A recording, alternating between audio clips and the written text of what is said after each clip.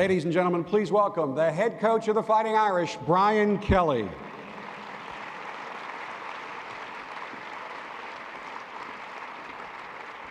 Good to see you again. Talk a little bit about what this senior class has meant to you, because it's unique for many reasons, including one, they're a transition recruiting class. They had committed to someone else, and then they had to reaffirm that commitment to a new guy they were just meeting. Yeah, 4 years ago, we had to go out and re-recruit most of these guys. And when I say re-recruit, a lot of these guys had been recruited by the former staff and Coach Weiss and his staff. And there was only just two of us. It was myself and Coach Alford that were on staff full time, and we had to go back out and obviously talk about why they should come back and come to Notre Dame. And for most of them, they had decided on Notre Dame and why it was important for them to be at Notre Dame, the degree, the opportunity, the tradition. So it wasn't a hard sell from that standpoint. But the memories and what they've accomplished have been really amazing. And certainly in coach's profession, change happens for a reason. Change happens because things aren't going the way they are supposed to go. And really this class was charged as much as any with leading the change back to where everyone believes Notre Dame should be. Well, I think a lot of words have been used about this class, but I think the best way to describe this class is restoring the faith, restoring the pride, and restoring Notre Dame football back to that position where we all want it to be, and that is year in and year out competing in the national championship landscape of college football. And currently, obviously, this football team is won 19 out of its last 24 games, and I think anytime that you put that kind of consistency of performance, I think that they can take that with them. Now we want to send them out with a win tomorrow, and that will be 4 consecutive senior day wins. So it's very important for everybody on this football team to send this senior group that's been so important in restoring all those things to Notre Dame football. And every senior who walks out of that field tomorrow has contributed greatly to this program. And you selected for this luncheon 3 of your walk-ons who have played a big role in your program. They just acquitted themselves very well as you expected. How are those young men? They're pretty cool kids. Talk about the importance of the walk-ons to your program. Well, we talk so much about our seniors and we talk about our scholarship players, but, that's only 85. And that is 85 scholarship players.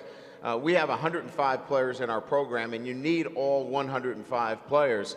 The next 15, 20, 25 players in your program, they're walking on to your program, and you saw some of our walk-ons. They are so important to helping us prepare each and every week. And the walk-on program here has such a great tradition of success, and we have made certain that that walk-on program has continued to develop. And matter of fact, in my time here now, each year we have awarded a walk-on a scholarship. Our latest walk-on, Joe Schmidt, was awarded a scholarship this past year.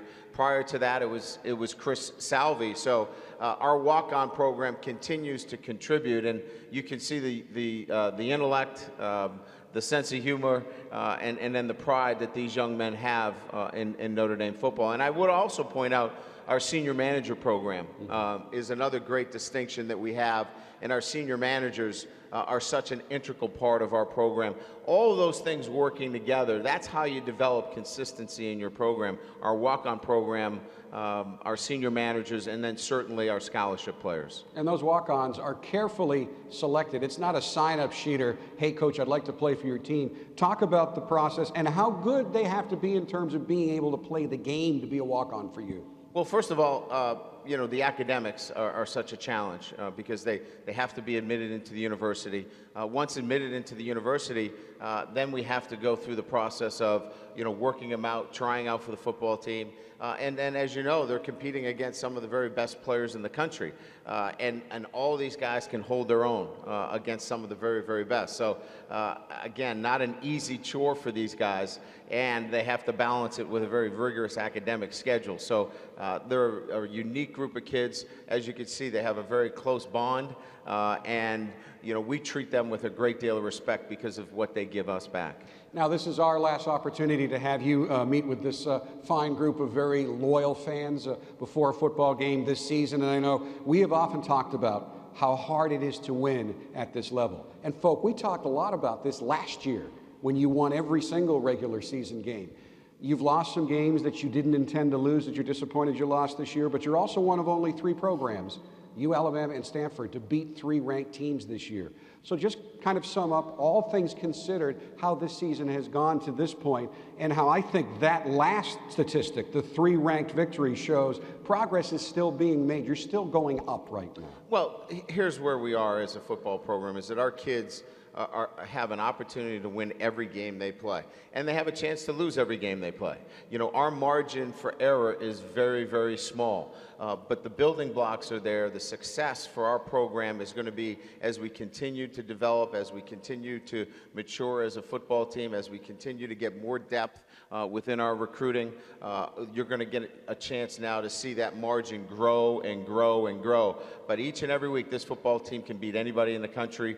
They're going to be able to do that again this Saturday, and then the following week against Stanford, and then moving into a bowl game. So for our guys, winning their next home game and their last home game is very important, but still the chance to win 10 games is very important to this team. Now, I think Navy coach Ken Niumatalolo really put it in the perfect words when he said Notre Dame plays a Super Bowl every single Saturday, and you're going to be playing a Super Bowl again. Now, around here in terms of interviews, I'm pretty low on the totem pole. I have done more interviews in Salt Lake City this week than any other game this year. It is a huge game for BYU, so you have to be ready, once again, for a program that uses you as a measuring stick and is also pretty good. Oh, no question. This is a very good football team in BYU. They have shown that this year. We saw the game that they played against us last year. They will play their very best. They're very talented. Taysom Hill, a quarterback, is an outstanding player. Defensively, Bronco Mendenhall does an incredible job with mixing things up. So it's going to be a great football game. It'll be a good Midwestern weather day for those guys that like it cold, snowy, and windy. This will be our version of it. We get one a year, so be ready for that. But our guys will be ready for the elements, and should be an exciting, hard-fought football game. Do you have to put in game plan aspects for the elements? For example, last year, one of the ways you won that game is you ran the ball very, very well against BYU. Well, I think when the conditions are such, wind obviously plays a role, but I think you got to be very cognizant of special teams. Special teams play a huge role. Field position, the kicking game really impacts it. I think you can manage it offensively and defensively. I think you got to be very careful, and I think you have got to be very much in tune with the kicking game, because that can dictate field position. And I want to give the folks a little insight into the mindset of this team, because I know around here the BCS is the goal, and that goal is gone. So a lot of folks, fans will go, well, start playing for next year. Who wins and loses doesn't matter much these last 2 games.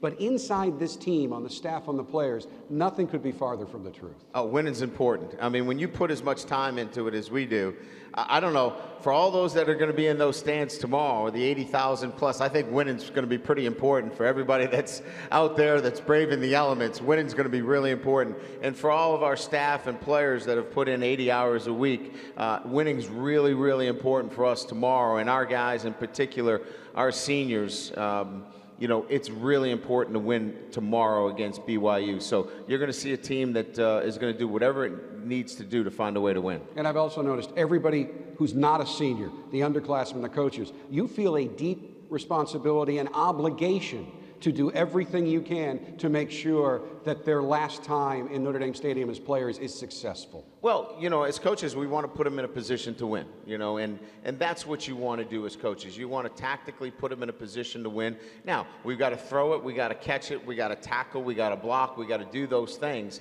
and those are the physical end of things that, preparation and practice and all those things that you help your players with. Our guys got to go out and do it. They're capable of doing it. They got to go out and perform on Saturday.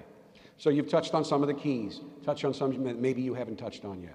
Well, I think, again, when we talk about, playing in your last home game, you've got to play with enthusiasm. You can't be emotional about the game. Playing in your last game can't be this emotional kind of roller coaster. Oh, it's my last game. The emotions have to be let out. You have to play with this enthusiasm and passion that it's your last home game, and then everybody has got to rally around that. If you look at last year's game against Wake Forest, we're able to send our seniors off by taking a timeout during the game. That's great enthusiasm, and we want to continue that against BYU. Folks, when Coach talks about an 80-hour week, I think during the season, that's a slow week for him. And he has never thought about doing this, but in all honesty, he does not have to be here every Friday. If the head coach said, you know what, that doesn't fit my schedule, I'm not going to do it anymore, he has that option.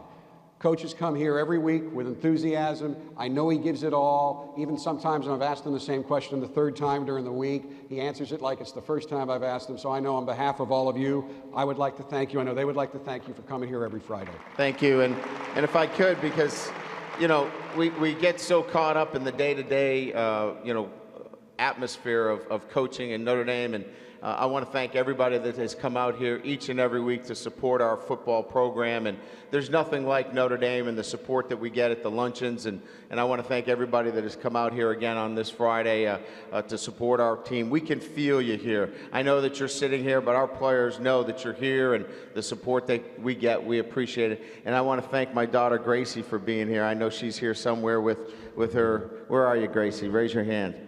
Gracie's here with her girlfriends. Thanks for coming. She's not skipping school today. I think she's got a day off, right, Gracie? All right, good. As long as we're not skipping school. I know she's there with her girlfriends, too, but thanks for coming out today. I appreciate it, honey. Coach, thank you. Thank you.